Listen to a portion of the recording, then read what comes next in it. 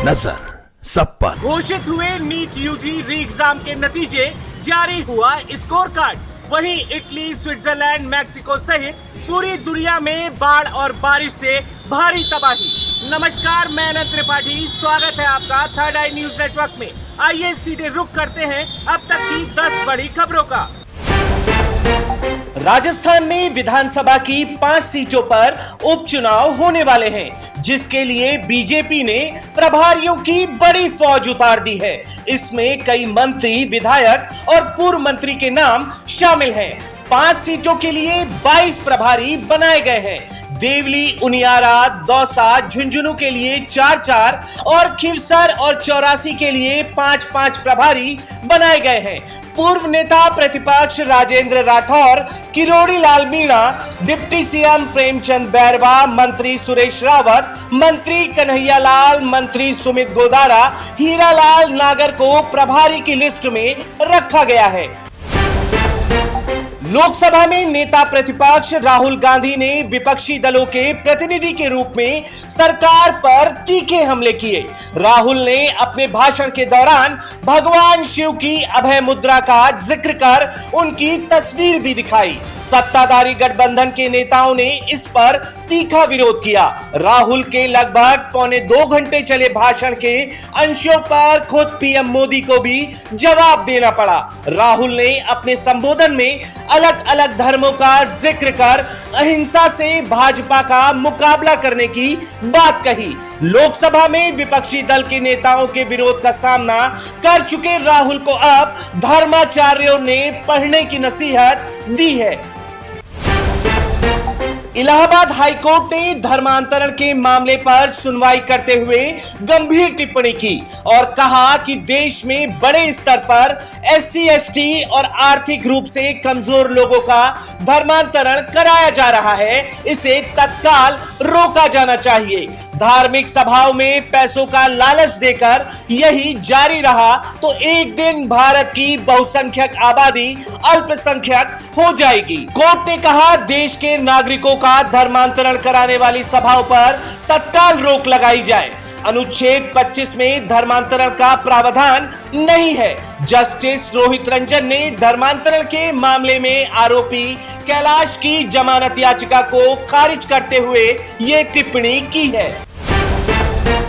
अंतरिक्ष जगत में काम कर रही 2 अमेरिकी संस्थाओं ने भारत को साझेदार बनाने का फैसला लिया है।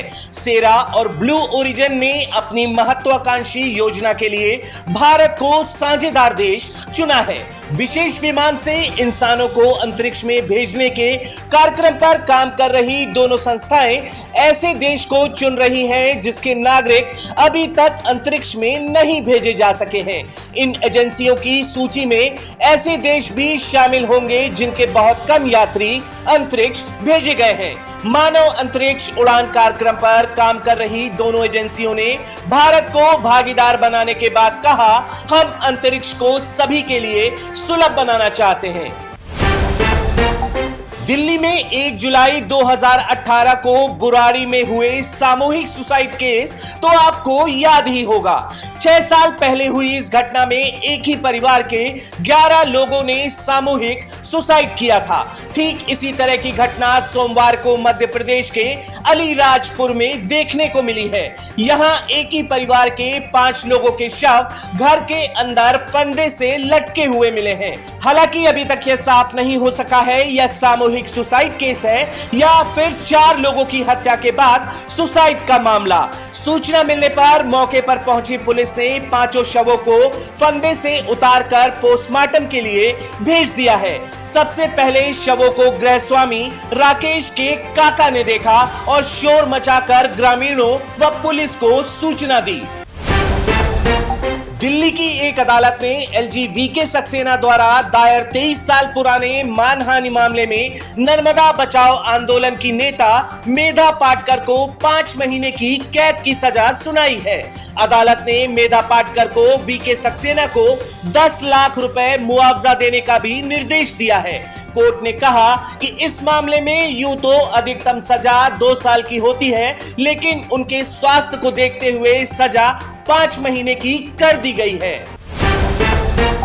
राजस्थान के करौली जिले में भयंकर सड़क हादसा हुआ है। अभी कुछ देर पहले हुए इस सड़क हादसे में अब तक 9 लोगों की मौत हो चुकी है। पूरे जिले की पुलिस, स्थानीय लोग और अन्य मददगार घायलों को अस्पताल पहुंचा रहे हैं। यह सड़क हादसा उस समय हुआ जब हाईवे पर सवारियों से भरी हुई एक बोलेरो को सामने से आ रहे ट्रक ने भयंकर रूप से टक्कर मार दी। दोनों वाहन तेज थे। इस टक्कर के बाद बोलेरो में बैठे हुए लोग गाजर मूली की तरह कट गए। आगे मरने वालों में महिलाएं भी शामिल हैं। इस एक्सीडेंट के बाद बोलेरो इतनी ज्यादा पिचक गई कि उसमें सवार लोगों को बोलेरो के पुर्जे काटकर बाहर निकाला गया। माना जा रहा है सभी लोग एक ही परिवार के हैं। ओलंपिक और विश्व चैंपियन भारतीय भाला फेंक एथलीट नीरज चोपड़ा ने पेरिस ओलंपिक से पहले एक बड़ा फैसला लिया है। हाल में पावो नूरमी खेलों में स्वर्ण पदक जीतने वाले और पेरिस खेलों में भारत की सबसे बड़ी पदक उम्मीद नीरज रविवार को होने वाले पेरिस डायमंड लीग में हिस्सा नहीं लेंगे। रिपोर्ट के अनुसार नीरज ने जांघ के भीतरी हिस्से की मांसपेशी में असहजता के कारण इन खेलों से बाहर रहने का निर्णय लिया है। यूपी, बिहार, राजस्थान में गर्मी ने तोड़ा 123 साल का रिकॉर्ड। मौसम विभाग ने कहा कि उत्तर पश्चिम भारत में 1901 के बाद से इस साल जून का महीना सबसे गर्म रहा है। इस दौरान जून महीने का औसत तापमान 31.73 डिग्री सेल्सियस दर्ज किया गया। मौसम विभाग का कहना है कि पूर्वोत्तर क्षेत्र के कुछ हिस्सों को छोड़कर देश में जुलाई में सामान्य से ज्यादा बारिश होने की संभावना है, जो कि 28.04 सेंटीमीटर से 106% अधिक रह सकती है। बॉलीवुड फिल्मों के जाने माने मशहूर अभिनेता सलमान खान को बीते कुछ समय से कई मुश्किलों का सामना करना पड़ रहा है। ईद के ठीक एक दिन पहले उनके घर गैलेक्सी अपार्टमेंट पर गोलियां चली, जिसकी जिम्मेदारी लॉरेंस गैंग ने ली। अब मुंबई पुलिस ने इस मामले में 350 पन्नों की चार्जशीट फाइल की है, जिसमें इस पूरे केस को लेकर कई हैरान कर देने वाली डिटेल्स सामने आई हैं। अभिनेता सलमान खान की हत्या के लिए लॉरेंस बिश्नोई गैंग ने पाकिस्तान से AK-47 राइफलें मंगाई थी।